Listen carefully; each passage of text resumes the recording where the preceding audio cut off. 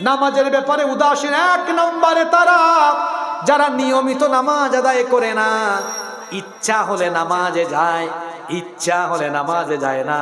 অনিয়মিত নামাজি আর অনিয়মিত নামাজি হলো অনেক প্রকারের।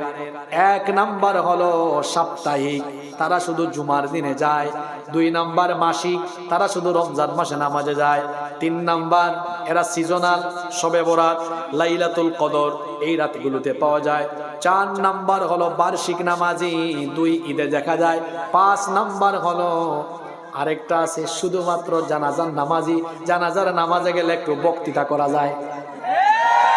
এই মোট বললাম কয় প্রকার?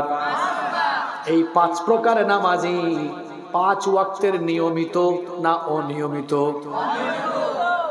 রাগ করবেন না, পায়ে ধরে বলে যাচ্ছি, এই পাঁচটা রূপ যার ভেতরে আছে, যে সাপ্তাহিক নামাজি, যে মাসিক, যে ব্যক্তি মাসিক, এই দেখেন সাপ্তাহিক, মাসিক, বার্ষিক, সিজনাল, জানাজার নামাজি, এই পাঁচটা খাসলত, এই পাঁচটা স্বভাব যাদের মধ্যে আছে, এই পাঁচ প্রকারের নামাজি দ্বারা মুনাফিক হলো তারা।